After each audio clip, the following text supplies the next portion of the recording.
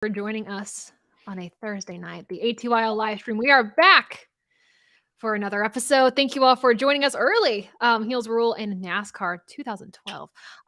Good to see you all in chat. We have a lot to talk about, I feel like, tonight. And also, it's another SRX night. So we will end to make sure that we are on time so y'all can watch the SRX race and have like an hour to just kind of prepare yourselves for that. It'll be a good one at Eldora. Joined by Dom Joseph, wearing the sun drop shirt. I went all green today. I love it. Yeah. And the Interstate Batteries hat. Yes, the greens don't match, but they're green nonetheless. I did like a black and a green today, so I guess we're kind of on the same page. A little bit. I would have thought that was gray, if I'm being honest. Oh, no. That's okay. That's fine. That's cool. That's fine. I am wearing like the off-axis paint. If you guys don't know what off-axis paint is, look them up. We'll have a guest from there. I won't elaborate more, just keep you all on your toes. But we will have a guest from Off Access in September. So very excited about that to be on the show and to kind of share their story. Christopher Bushman, I know. We'll jump right into what we had going on at MIS. Dom and I were there this past weekend, and this is what happened with our point situation. I gained a little bit, but we had a pretty cool at track perspective. I would say, Dom, I don't know any thoughts from at the track versus anything else. I don't know if you went back and watched the race on TV. Well, I mean, I really didn't, but I mean, from what I saw, it was awesome. It was a really, really good race. There he is. He lives. He's alive, and I'm sorry, Dom, I got to interrupt and point something out. Look at who's stacking up the wins now on the old point standings. Yeah, look at that. Oh, Adam boy. Killing it. Look at that. 4 wins, 3 in a row. 3 in a row. He's coming back. Watch out, man. I'm coming for you. Slowly but surely. Go ahead, Dom. Make your point. Yeah, it was a really good race weekend. I know the rain messed up a lot, but it was all the way through a good race. So that's all that mattered. That's all we needed was a good race all the way through and through. Yeah, that was the most important thing. The action was so good, and I think Michigan is so underestimated. Just its speed and just how dicey it can get. I think this race was truly just an aerodynamic. It was a war of attrition with aerodynamics, in my opinion. Yeah. And it's just clean air. That was another thing too in track position, but it was so good. I hate that the rain impacted it a little bit, but overall, such a good time. Let's see. Do we have the driver's point standings? I forget what I put in this. I don't know. Yeah, here are some of the driver's point standings in case you want to know what shook out after Michigan ended on Monday. Chris Buescher, man, 2 wins in a row. How about that? He's going on an Adam run. Yeah. He's taking after you. Our beards are syncing up. I love it. Love it, love it, love it. Yeah, we got I think Byron is the only one that's won back-to-back this year, or did Larson do it too? Can't remember. Good question. I feel like it was only Byron. I think it was just Byron. Okay. It's pretty good company, though, if that's the case. Yeah. I was going to say, I mean, we couldn't even just talk about, in general, just how good RFK has been. And even, too, the stories around the cutoff line, especially going into these final 3 races, that is interesting to me. And I don't know, y'all in the comments can chime in a little bit. But I do think let's start with Chris Buescher, though. I like this comment from NASCAR 2012. Buescher will either be a legit contender or have a round of 16 collapse like Harvick did last year. What are our thoughts there? Do we feel this? What side are we on, I guess? Dom, do you have any thoughts? Initial? Okay, I'll go. Go ahead. Yeah, it's so hard to tell because they've been good all year. They really have. They were just now finally able to put a whole race together and get the wins. But it's just so competitive in the playoffs. And all it takes is one pit road miscue to ruin your entire round. So it's just so hard to tell. I am optimistic he can advance at least one round. Don't be surprised if he shocks us and gets to the round of 8. But I'm just pulling for him to not be a first round knockout because that in and of itself is also a pretty pretty decent outcome that could happen.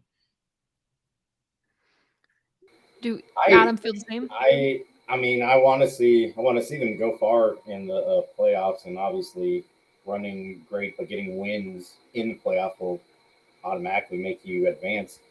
But yeah, I'm also hesitant. I think they're catching on at the right time in the season, right before you're going to have 10 races left, and that's when you win the championship. You got to get to it. He's already gotten himself into it. So seeing what can they do within those 10 races, it'll be interesting. But I don't know. There's just a lot of other drivers and teams that they are cooking. We just haven't seen the results yet. So I'm a little hesitant. I think for me, I equate this a little bit to Byron's playoff runs. He'll have a really good regular season, then the playoffs is where he collapses. And he's such a strong contender to be in the championship for, especially this year. But I fear that this could be the case for him again this year. But I think for RFK, like Adam, you said, they're getting hot at the right time. And I think they could advance far into the playoffs. It's just a matter of, I mean, I think for them, it's really just staying out of trouble. But I think the tracks in each round, there's a track in each round that play to their strengths. So I feel a little bit more confident in that. I think we could see him get past the round of 12. I really do. I think both RFK cars, in my opinion, right now, make it past the round of 12. I think this is a good question from Dawson right here. Does Ty Gibbs win this year? And we're talking about these drivers around that cutoff bubble. We have Allmendinger minus 24, Suarez minus 5, McDowell minus 3, Gibbs minus 3, Wallace plus 58. But all of that can change in 3 races. It can change drastically. But with the races we have left, which is Indy coming up, and we're going to preview that a lot later on in the show, we have Watkins Glen, and then we have Daytona. Who do we feel has the best chance to advance, or is it just going to be a war of attrition? It's Adam, go ahead. I think he gets a win, but I don't think he's going to get a win to get into the playoff. So in the playoffs, he'll win. Yeah. He'll win a little too late. I think he'll win too late. I think Daytona. I'm looking at 17 through 19 at Daytona. I just got a feeling. Yeah. I got one of those weird feelings where I mean, look at last year's Daytona race was bonkers. Yeah. Look what Blaney did to stay in the playoff. So I don't know. But back to Gibbs, I think he's got a shot to win at Kansas. That's where I think he's got it. Yeah.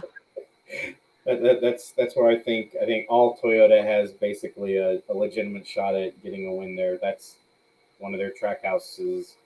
So yeah, definitely think Kansas could be where he gets his first career Cup win. So I compare Ty Gibbs' rookie year to Larson and Chase Elliott's in that they were really, really good their rookie year, but didn't win. So I think he is doing a lot of good in his rookie year, but calling him a race winner in his rookie year is pretty hard to see happening. So I'm going to say he goes winless in 2023, but that's not a negative thing at all because Larson didn't win his rookie year. Chase Elliott didn't win his rookie year. And I'm pretty sure Chase made the playoffs in his rookie year. So yes, just that alone shows you how good you can be without a win as a rookie. That's the ceiling right now so far for rookies in the Cup Series. But I just don't see it happening. The field's way too competitive. Mm-hmm. And last year was that anomaly where you just knew someone different was going to win every week. Yeah. I think this year we've finally seen where it kind of evens out, where we're starting to see. I hate to say it, we're starting to see the more talented guys get to victory lane more often. And I think about Kansas that you mentioned that. Yes, that is a TRD home track so far. Mm-hmm. But Larson was 2 corners away from winning that race. So don't forget that Hendrick did win there in 2021 with Larson. So that is all part of the playoff atmosphere.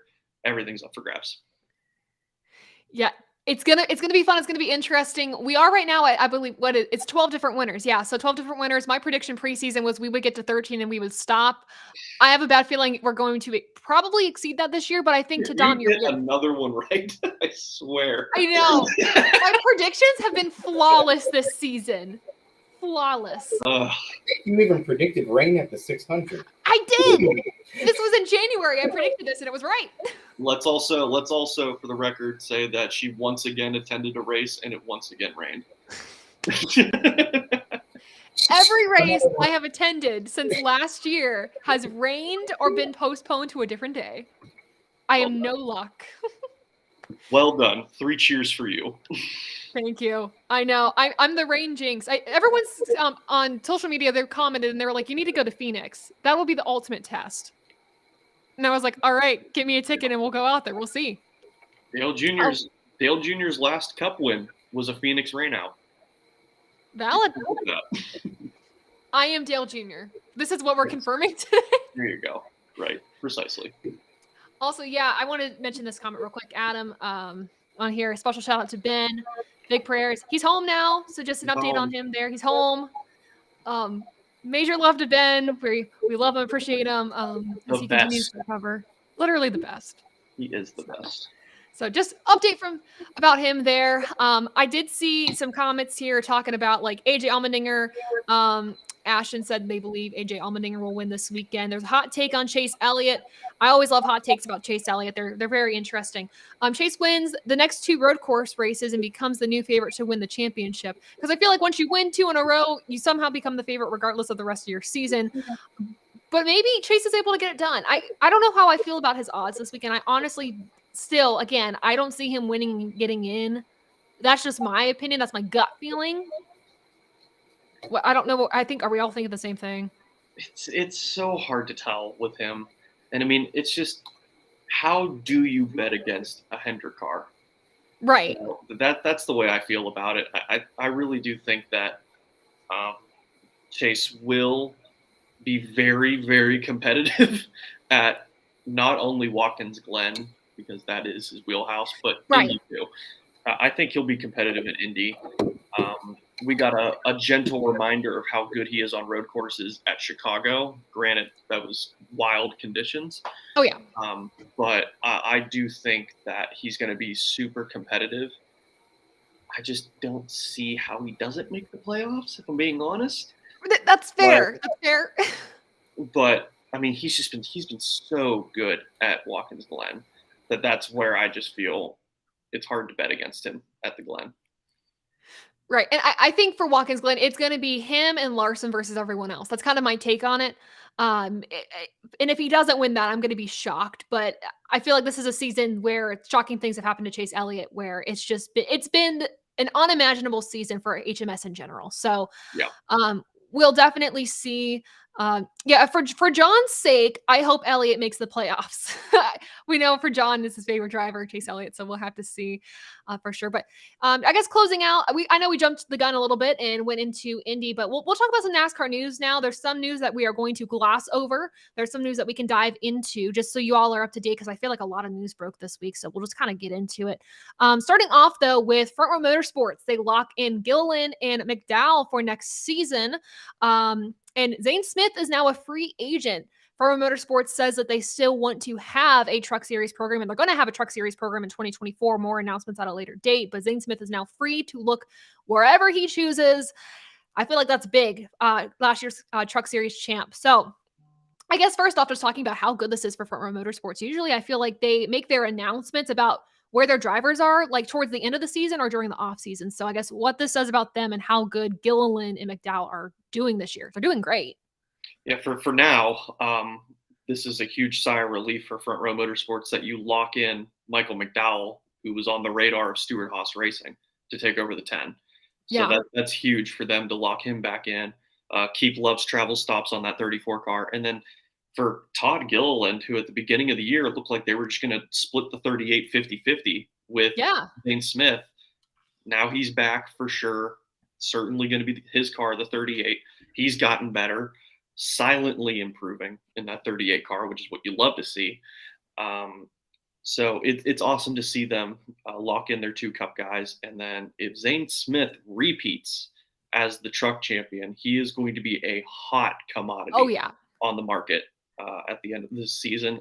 Personally, I still think he should run a full Xfinity season, but Agree. that kind of talent, they're going to poach him as quick as they can because they know he's got the resume and they want to get a guy like that behind the wheel of their car. For me, it's if Zane skips the Xfinity series, he needs to be with a team that is willing to invest in his development. And because I feel like we see so many teams now that are like, okay, we're going to give you 1 year, 2 years, and then if you suck, we're done. Sorry. And that just can't happen with the current model of what the Cup Series is with as little practice as we have. But I think if he has a chance to go to Cup, obviously he's probably going to want to take it. But there is the concern that is he ready? Truck to Cup is a very big jump, very big. So we'll have to see. But in terms of where he could end up, because I know that's the big conversation around this. Obviously, we don't know if Almirola is going to be returning to the 10. We don't know for sure. But I feel like that would be a good landing spot for him. We also have the 31 open. Maybe he changes manufacturers and goes to the 31. So there's a lot of options for him out there. I think a lot of good options. The other thing that was tossed around on my Twitter page today was maybe Rick Ware Racing. Maybe he goes to one of their cars and it's another alliance with RFK that they build up. There's so much that could happen. So many dominoes left. But that would be a good move for Rick Ware Racing. Oh yeah, he takes the 15 because now you've got 2 full-time guys in those cars instead of what they unfortunately have right now, and it's a rotating seat in both cars. It was originally supposed to be 1 rotating seat, but we're at 2 rotating seats right now. And if you're a team that now is about to invest with RFK and you want to start making closer runs for better finishes and then eventually wins, you want to have stability in those cars. You don't want to keep changing. This isn't Xfinity. This isn't the trucks where you can just keep rotating drivers. Right. There's big money on the line here. So that would be awesome for Rick Ware Racing. Yeah. Would that be awesome for Zane Smith? That is to be determined. It all comes down to what kind of equipment they get out of this new alliance. And I think what's great is Rick Ware Racing, they're investing right now. Justin Haley, he's a pretty consistent driver, or at least he's gotten better consistently. And that's something I don't think they've had on their team. So you're investing in that. And I think if they somehow get Zane Smith on their team too to run a second car just full time, they're not rotating drivers. That's a compelling case for Rick Ware to get better equipment, to just do better in general. And I think for me too, there has to be some future-proof plan here for Justin Haley to join Rick Ware in the alliance with RFK. My thought process is they must have pitched him a really good idea, a really good deal, and that's why he's staying on. And I think he's the future of, I think right now they're probably trying to future-proof him for Ford, as many other drivers at SHR, they're trying to do that too as well. But it's an interesting deal to, especially like to follow for sure, and just to see where Zane Smith ends up, because everyone's going to want him. We know that. Like you said, too, that people need to remember is I didn't read too deep into it, but I don't think he's attached to Ford Performance. I think he can go anywhere. Yes. It's not like he has to stay within the OEM. So he is open. It's open season for Zane Smith. That's why I was thinking maybe colleague. Yeah. Maybe. That's a realistic place for him to end up because you've got the Cup car and the rotating 10 in the Xfinity series. That's just more track time for him. Right. That's a pretty realistic place for him to land. For sure. It would be a good place for him to land because you want, especially if you're making the jump from trucks to Cup, you want to be on that racetrack as long as you possibly can. So it could be like, I mean, look at what Ty Gibbs is doing this year. Yeah, he's the reigning Xfinity Series champion, but he's still running Xfinity races to get himself more reps on the racetrack. So I think that would be beneficial for Zane if he makes the total jump to Cup. Honestly, that's something I hadn't thought about as an option. So I really like that option for sure. So yeah, we'll have to see. And I think wherever he ends up, though, I just hope he does well. But he'll make a good decision. I guarantee it. I see your comments in here. Heels Rule mentioned something. Rick Ware could become like the 78 team. They were bad when they first joined, but got better. Talking about Furniture Row, about the consistency and everything like that. Could see Adam says, I could see Zane Smith in an Xfinity car in 2024. He's an incredible talent. So, I mean, the world is his. We're gonna have to just see where he takes it. We're gonna bring Adam back in here. We're gonna try this again. Oh, look at him go! There he is, live from his bunker in South Carolina. Big Sexy's back. Just in time for some more NASCAR we're preparing news. For the end. I don't know what we're talking about, but I'm back. Well, here's the thing. It wouldn't be above the yellow line live on a Thursday night without technical difficulty. So you're good, bud. You're good. We just got done talking about Zane Smith in his potential future. We're going to go on to some other news, and I will preface this by saying we are not diving into this. I am just clarifying news that came out today. We will not discuss it further. We're all in the comments, and I hope we respect that. This has been a constant talking point on TikTok this week for those who watch the live streams there. So we're leaving it as is, just giving you the news.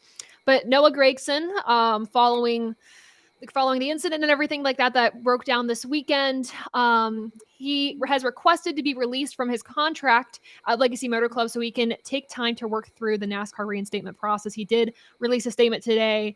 We'll put that on the screen for you all to read here. He says, quote, hold on, let me put on my glasses because I would like to be able to read. Cool. Okay.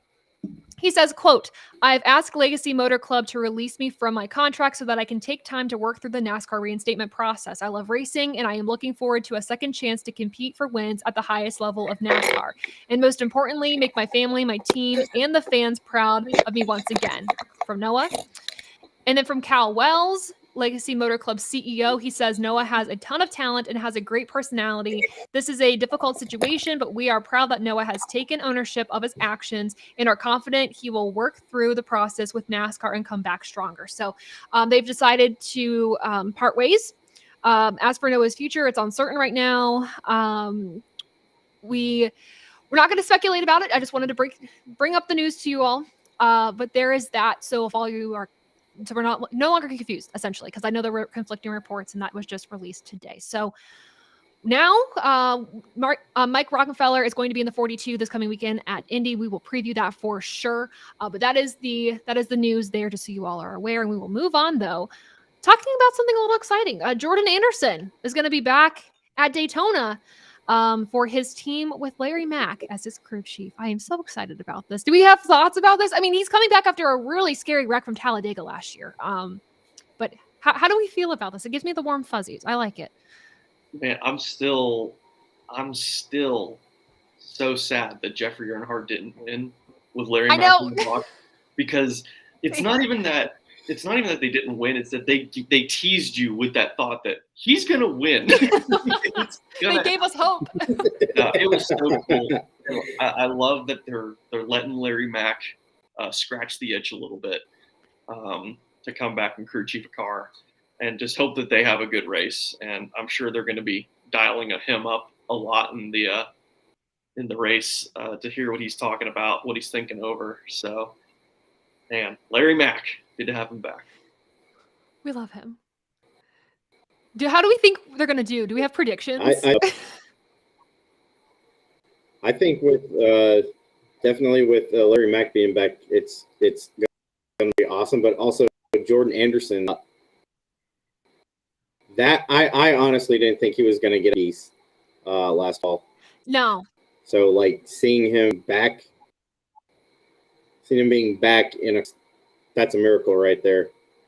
That's incredible. So I'm stoked to see it. Prediction wise, I hope they finish the race. If they finish on the lead lap, it'd be a success. Yeah, I think that's a reasonable expectation. Don't forget, Jeb Burton won in a Jordan Anderson car at Talladega this year. That is true. Very true. It took a wreck fest, but it happened. It's Daytona. Don't put it. There's less room to work with at Daytona, so don't put it past them.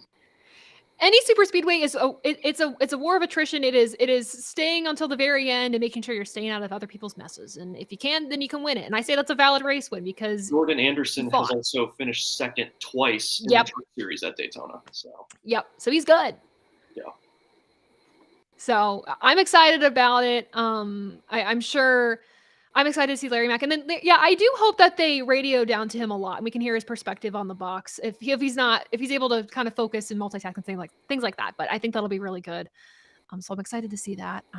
So cool. And then I guess other Xfinity Series news as well. Stewart Haas Racing has faced a few penalties this season. That's kind of unfortunate. Well, they faced another. Cole Custer had his splitter confiscated by NASCAR during the pre-race inspection process, I believe, at Michigan. NASCAR released today that they assessed him with an L1 penalty.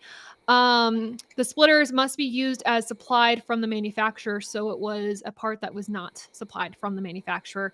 So the crew chief was fined $25,000, deduction of 20 drivers and team points, -5 playoff points. However, he does maintain his playoff position and points, I believe.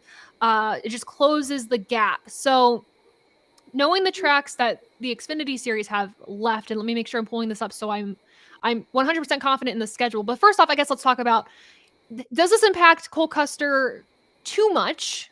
Do we feel confident with his season going forward? And two, just championship hopes? Because I feel like for me, at least, with Xfinity, it's between him and John Hunter and maybe Justin Allgaier. Those three are the ones that I'm thinking of for the championship for Xfinity Series. How much does this hurt him? It really doesn't, because he's already got his win to lock him into the playoffs. So he's still going regardless. And this is one of those, hey, this is not supposed to be on here. Don't do it again. And then they just move on.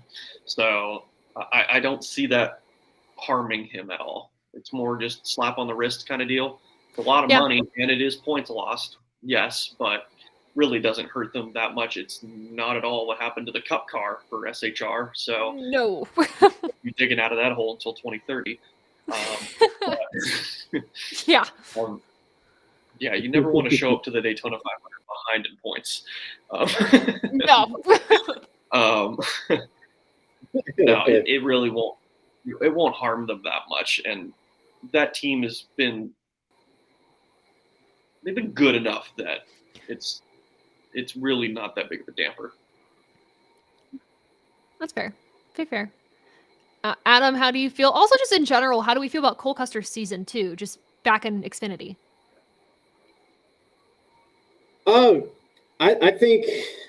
I think it started off with promise, and we didn't see anything, and then the results started kicking in about mid. So I think it's been some kind of a revitalization for Custer. So personally, I've enjoyed it. I think him going back to Xfinity, not just for him running, I think mentally it helped him too, for him to be able to focus and hone in on maybe not the extreme pressure that you get with the Cup Series, but there still is pressure in Xfinity. But yeah, I think it's been beneficial, and I think they've had a pretty decent season.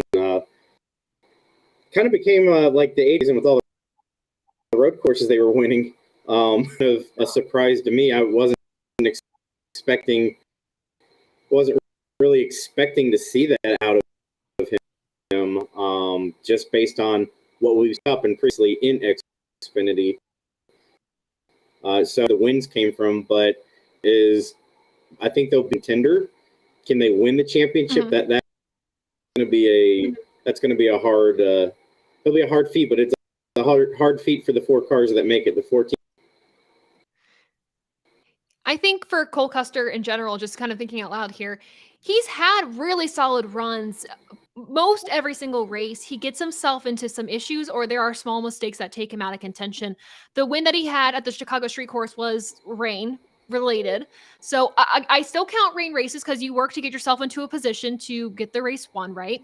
But then the Portland win was a strong win for him. And it's a matter of, there was literally a race like 2 weeks ago or something like that they ran where he was in contention for the win, and then Road America. See, another road course. Yeah, he was all over the back of Allgaier, and he was doing such a good job of just biding his time, and then got caught up in someone else's mess. Yeah, and it killed me. But I mean, from that, Sam Mayer benefited, locked himself into the playoffs. I mean, it's give and take in NASCAR with the current points and playoff situations that we have going on. But I think Cole Custer, if he stays consistent in the mistakes end, I think he has a solid shot for the championship. Again, I agree with you, Dom, that it doesn't really affect his situation that much. The penalty doesn't. It is more so a slap on the wrist, especially with the points that he's been able to build in general this season. So, yeah, that's the news, I guess. I'm really horrible with transitions today, you guys. I am so sorry. I'm trying to make the transitions to each topic fun. Gotta do the Jeremy Clarkson Top Gear. And that is the end of the news. And then moving on. Let's see. Well, we'll talk about this for a second. I kind of want to go through each series just a little bit going into this weekend because trucks are at IRP. Very excited about that. And then, of course, Cup and Xfinity are at the Indy Road Course, and also IndyCar is there too. It's going to be a doubleheader weekend, lots of racing, lots of fun. But with trucks in general, we all know that SVG is racing that. It's his oval debut, which is wild. I don't think he's going to win, but you never know. How do we feel about him making his debut on an oval this weekend, and also just IRP in general? What do we like the track? What are our thoughts on the track? What are our thoughts on this weekend? So please enlighten me on what team he's racing for. Nice. I don't know. Oh, Nice boy. Motorsports, number 41. Oh, man. Yeah. I don't know. It's going to depend on where he qualifies. That track is so narrow. It all depends on where he qualifies. Mm-hmm. Well, it's not the racing groove is very narrow. Yeah. It's so cool to see them go back to Lucas Oil Raceway. It really is. The first truck race I ever watched was on NASCAR Race View because the truck races were free. Oh my God! Yeah. Back in the day, 2011, and I rode on board with Austin Dillon for the whole race because I didn't get speed camp back then. So that's how I started watching the trucks. Amazing. So that's pretty awesome that they're back. Have that little memory come back. But last year's race was awesome. So it's going to be cool to have them back. And then with SVG, it's going to come down to where he qualifies if he's going to have a genuine shot to win the deal. And he's got a half hour of practice. So we'll see what kind of laps he turns. My concern is this race is going to be messy. Looking forward to it? Yeah, I definitely am. It gives me vibes. Oh God. The only problem is the Xfinity series isn't there. They're running the road course. That's fair. That's the only thing off about this weekend. Mm. Incredible.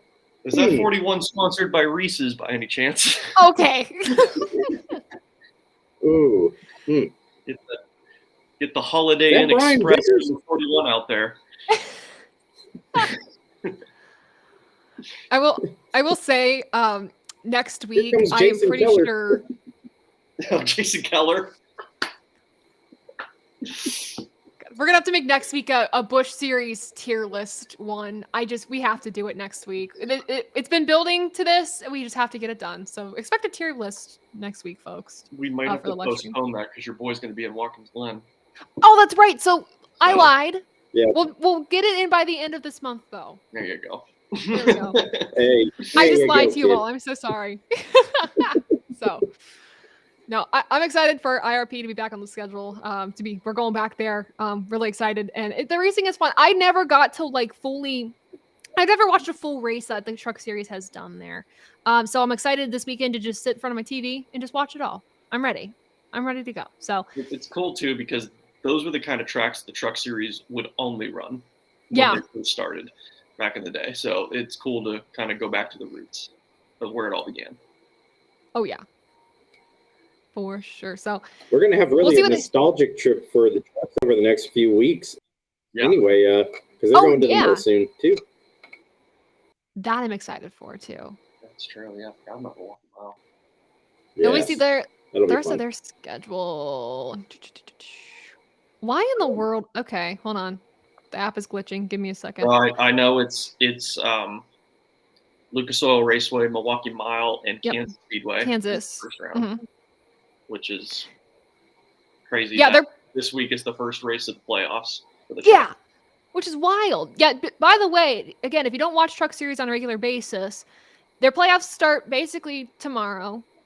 So watch for the rest of the season if you don't, because I guarantee you it's going to be an entertaining playoffs just with the drivers that we have in right now. So, yeah, we got their playoff schedule is Lucas Oil, Milwaukee, Kansas. Their round of 8 is Bristol, Talladega, then Homestead, and then their championship 4, of course, Phoenix. So we will see where that brings them all. It'll be exciting for sure. Let's talk about Xfinity real quick. Maybe just a second. Junior Motorsports, Miguel Paludo. Yes, he's back. Truck Series legend. Woo! Yes. Truck legend. The old number 37 and 32. The old number 32. Yep. So took a massive hit at Daytona. Oh God, yeah. Yeah, all 4 tires off the ground. Oh that man, is terrifying. That was nasty. Violent, very violent. Well, he will be back racing on the road course. So he finished. He actually raced COTA in Chicago this year. Finished for 13th in both of those races. I would expect him to have the same success, if not maybe a little bit better, depending. For Xfinity this weekend. Just wanted to let you know about that roster there for Junior Motorsports this weekend. That he will be back in the Xfinity car for a 3rd time this season. So very exciting stuff. And then I think this is the time. Oh, here we go. Actually, we have a prediction for Xfinity, and I'm not against this. I would love a Parker Kligerman win. He's due, in my opinion. Especially just with how he's done at road courses this year, he's due. The people's champ, definitely. Yes, for sure. I would say he's due. The problem is, look who's in the 10th car this week. Yeah. So, and I mean, the only thing they've got going for them is AJ was not a factor at all at Road America. Right. Their car, all their cars were awful. If Colleague shows up to Indianapolis without those kinds of problems, then it's fair game for anybody. Oh yeah. But Allgaier put on a show. Custer put on a show. Stewart-Haas Racing put on a show, right? I mean, Riley Herbst did actually pretty well. Riley Herbst did pretty well. So SHR is a team to watch too, and but you can never ever count out AJ Allmendinger. No, they're trophy hunting. That's what they're good for. A colleague, they're good at trophy hunting. So we'll see what AJ can do. We'll put up some of the stats here for the race this weekend, just to kind of preview it. I believe this is correct. So for the Indy Road Course, 82 laps, 200 miles race. The track length is 2.44 miles long, and we got our stage length breakdown there. Instead of doing my normal stats, because we've been to this track only like twice before, so I decided to do things a little bit differently, just showing you all the averages at road courses in general since 2020 and road course averages overall for our active drivers, kind of as they line up. Again, I mentioned this stat earlier in the show, but remember, Chris Buescher, in the past 8 road course races that we have run on the Cup Series schedule, he has finished in the top 10 in all of those. So he's a legitimate threat. And I think if Brad Keselowski doesn't spin out this race, he could also be a legitimate threat to win this weekend. But you never know. The Indy Road Course tends to cause some calamity. So we will see. Any road course does sometimes. But so some of your averages here to just keep an eye out for. And then we also have just your top 10 finishing order for the active drivers. So if they're no longer active, I took them out of the running. So I guess these are just your top drivers in general, the top 10 for how they placed in 2021. And in 2022, when those highlighted in yellow are drivers that made repeat top 10 finishes. So AJ Allmendinger, Cindric, like true top 10 finishes. So if this makes sense, I hope it makes sense. If it doesn't, I'm sorry. But just to see the comparisons from the past 2 years, my question for you all, Austin Cindric, he has struggled this year significantly. Made up some speed at Michigan. I think a lot of that had to do with strategy, but I mean, it played into his favor. Didn't get a top 10 finish I feel like he needed. There was issues on pit road there, but do we feel he has a chance to win and get in this weekend? Or overall, just how do we feel about Austin Cindric, not the whole season, but I guess the past few weeks for what he's done with his team? Because also remember, I'm going to ramble for a second. He's also on Joey Logano's setup for his car, trying to see if they can get some speed out of that number 2. So what general thoughts, what do we think he can do this weekend? Go ahead, Adam. It's been definitely a sophomore slump. I think I stated that on the show earlier, that it's been kind of kind of a long, strange trip for him this season. But I feel like this weekend really could be this weekend and next weekend are good chances for him to run top 10. A win would be great. And with stage breaks at the road courses, I think a lot more is going to have to be put on the 2 crew rather than so much the driver. So I think they have a shot, but I'm not going to say they're going to get a win. I think they can still run top 10, hopefully.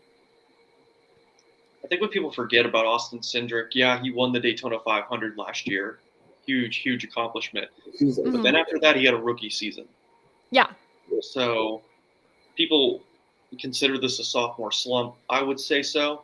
He was Rookie of the Year last year, the Daytona 500 champion. Wasn't as consistent as last year, but he wasn't knocking him out of the ballpark last year either. So, right. It wasn't. It's not that big of a gap from last year to this year, but it's gonna come down to what kind of car, what kind of number 2 discount tire Ford they bring to Indianapolis. He's won an Xfinity on that road course. He has driven sports cars before. He knows how to get around road courses. He knows what the car can and can't handle, how far you can throw a car into a turn and out of a turn. Some of these Cup drivers, they've had to make that adjustment. That's why AJ Allmendinger has been so good on road courses, because he mastered the plan of how to race on a road course in these kinds of cars. Austin Cindric knows how to do it. It'll just come down to what kind of race car they give him. I mean, look at Hendrick Motorsports at Circuit of the Americas. I never thought William Byron was a road course racer, and he was all over Tyler Reddick. Oh, so I've got Byron as a sleeper pick this weekend. If they give him that kind of car again, he could very well win in Indianapolis. So that's valid. But back to Cindric, he knows what he's doing. It's been a rough season for him for sure. It's not been the best season for Penske. Logano dominated Atlanta because he got himself in good position and controlled the draft and showed how to race on a super speedway, because that's Joey's forte. That's how good he is on super speedways. Blaney just waxed him at Charlotte. That they were dialed in that day. But we haven't seen Penske be Penske, if that makes sense. Where, I mean, Adam, you and I can go back to when Joey first got into the 22, and him and Keselowski would be side by side for the lead for 20 straight laps, and they'd be 3 seconds clear third place. Like, that was those Penske cars. Those Penske cars is what we expect from them. So the dominant Penske of the early 2010s, definitely. That's what we want to see. Yeah. So or middle 2010s. I mean, the first year of the playoffs, 2014, Joey won 5 races, Brad won 6. So that's the kind of domination they're accustomed to. And friendly reminder, Joey Logano's the defending Cup champion, and he's only got 1 win this year. Granted, Larson was in the same boat last year. So we're starting to see a trend maybe where the defending Cup champion really doesn't have the same sort of success in his defending year. I mean, Chase Elliott only won 2 races in his defending year. Yeah, it'll be interesting. And I that was my thought process too. It's just Penske it's not been their season this year. And it's really disappointing, because I know their drivers are better than how they're currently finishing races and how they've been performing. So it's a matter of just kind of getting back to their normal, what they are used to. Dom, you said it really, really well. And this year too, just for Cindric, his stats, his average start position is 16.7. Average finishing position is 20.91 last year out of the entire season. Again, I know this isn't the entire season yet, folks, but last year at the end of the day, his average finishing position was 16.25. So a little far ways off. If we just want to look at numbers alone. So I don't know. We'll see about Austin Cindric. I think this is his best chance to get in. And if not, then it's just going to be just preparing for next year, and just even to finding what setup works better for him to get the most speed out of the car that they can. For sure. And if I may, a friendly reminder, go for it. Ford performance was not good at the beginning of the year, too. No. Add that to the equation, where all of the blue ovals were at the bottom of the totem pole. So yeah, and the aerodynamic disadvantage too. It's just I don't know what it is. And I obviously RFK's found something. Clearly, I just think I don't know. And Penske has found something. Obviously, they have 2 of the now 4 Ford wins. But it's challenging for them. So I don't know. It'll be interesting for sure. We'll have to see. Cool. I feel like it's time to talk about our drivers that usually don't race in this series. So it'll be an exciting weekend. There's a lot of different faces going into the Cup Series. We have Jenson Button, Brody Kostecki, Mike Rockefeller, Kamui. Yes, Kamui. Kamui Kobayashi. Kobayashi. Yep, yeah. Kamui Kobayashi.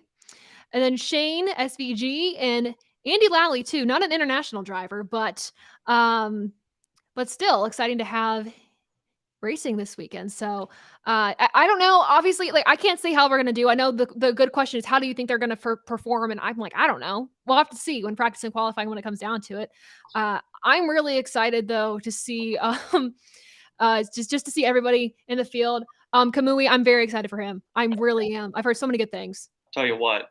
So I've watched him race a couple of times in the Rolex 24 in a Cadillac prototype. Okay. And they had him run the night shift.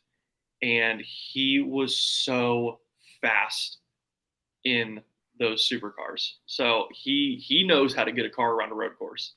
I think he can really do some damage this weekend if 2311 gives him a good car. Yeah. I feel like it's going to take carnage for him to get into the mix, just because it's a third car in an organization where you got 2 full-time cars, kind of like SVG, which I think what they should do with that 91 car is wait until the very end of practice and put down a mock qualifying run so he could be P1 in practice and get all the hype going. Yeah. But that's our marketing strategy. Yeah. Right. So yeah, start with him top of the board. Everyone places their bets on the 91. But it was so cool seeing him win in his first try. Because that's what there's people that tuned in from across the globe to watch him race. I know there's a lot of people that want to see Jenson Button win a race. Yes. And I too. I'd love. I don't know if I'd want to see him win Indianapolis, but I'd love to see him compete. Yeah. I think Jenson Button is an awesome talent to have in the sport, a Formula One world champion. I don't think we've had one of those in Cup in a very long time. So, I think they're going to put on a good show. But yeah, me being a kind of biased to Toyota, I'd like to see Kobayashi. Yeah. I'd like to see Kobayashi go through and win it. My thought process, obviously, we're talking about very different tracks here with super speedways to road courses, but Travis Pastrana was pretty competitive, surprisingly, at Daytona for some of it. Yeah, Pastrana, he did exactly what he needed to do and was keep the car clean and finish the race. Yeah. So I think, again, Daytona's an entirely different animal. True. Daytona's a different animal. The Daytona 500 is a different animal. So oh, yeah. I think, again, but he still finished the race well, did good for the team. So, and the cars are so equal nowadays. Right. Anyways, and all they're doing is taking that car out of one of the 23 or 45 rotations. So it's going to be a car that either Reddick or Bubba has already driven. So don't expect it to be something that they've just had set aside for the longest time. It's like, oh yeah, let's throw a 67 on it and send it out there. So I think those guys are going to be competitive. For sure. I'm excited to see how they do. And I will say too, we have, so every week, you all know, we have our random race winning picks, and we're still going to do that this week. Adam, who has left the chat here, but he came up with a really interesting idea. He came up with a really interesting idea here where we have 6 notable names that are entering the Cup Series race this weekend that we felt like we should do a random draw just for them alone. So what we're going to do live on the stream, just to keep the integrity of the random race winning picks alive and well, I have a random number generator here, or I did. And based on the number that we get, is going to be our randomly assigned road course ringer driver for the weekend. And whoever driver finishes the best by random chance of luck will get an extra point for the ATYL points standings. So there's give me the 67. if you get the 67. Come on. So as of right now, we have 6 different drivers to choose from. We're only going to do 5 for right now because we're only going to do 5 for right now. Because there's only 5 of us that turned in our race winning picks. So my bad there. We need to share the screen. So you're only going to witness this live. You're going to witness our pain and anguish if we don't get the right driver, and that's all right. Okay. So goal here, we're going to go in alphabetical order just of the ATYL crew here. So, that's just not going to work. What's happening? Oh my gosh. Okay, we're just going to do this. Fine. Okay, so Adam, just so you all know real quick, actually, before I know I'm all over the place. Sorry. So our numbers in order of who is what number, who's related to what number is 1 is Jensen Button, 2 is Brody, 3 is Mike, 4 is Kamui, 5 is Shane, and 6 would have been Andy Lally, but we are taking him out of this drawing for right now since there are only 5 of us that have turned in our race picks at this moment. So for Adam, he's going to get Jensen Button. Good for Adam. 2, Ben is going to get Shane. All right. Let's see. And then we go to Dom. Come on, 4. God! Yes! I am so mad. I'm so mad. Dom always gets the Toyota pick. Kobayashi. Always. God bless America. Good. You all want to sit here first, folks. It was legitimate. Yeah, no, I feel this. This is how I feel right now. I'm so mad. Thank you. God bless America. Kobayashi. Okay. I don't feel good about this. We're going to pick for Rob right now. Okay, did we already do 2? We have not. Okay, so that means I would get Mike Rockefeller, which I'm not opposed to, not at all. Rob gets Brody. I get Mike. Okay. I'm so okay. Don't rub it in. It's fine. I'm a psychic. That's amazing. That's what incredible. God. Well, what a way to end the stream. Of course. I'm not even surprised. Not even surprised. But y'all, this has been the ATYL live stream on a Thursday night. Thank you all so much for joining us. Of course, if you want more great NASCAR content or motorsports content in general, check us out, TobyChristie.com for all your greatest stories, race recaps, all the breaking news, everything like that. And of course, the ATYL main episodes recapping the races are all on podcasting platforms that you love. So make sure to check us out there. And of course, YouTube and Facebook every single Monday recapping the races. I hope to get back to more news coverage. So we'll do some more of that. Of course, though, if you want to find me on my social media pages, that's where I do some more news coverage of shorts and reels and things like that. TikTok, Instagram, Facebook, Threads, everywhere you can find me. These are our social media platforms right here. But thank you so much for supporting us at Above the Yellow Line. Make sure to scan that QR code in the left-hand corner too for some ATYL merch. There's also some good music on there that you can download as well. There's so much in that QR code. So make sure to scan it even after the stream. But I rambled too much, you guys. Thank you all so much for supporting ATYL. And until next time, we will see you. Have a good race weekend.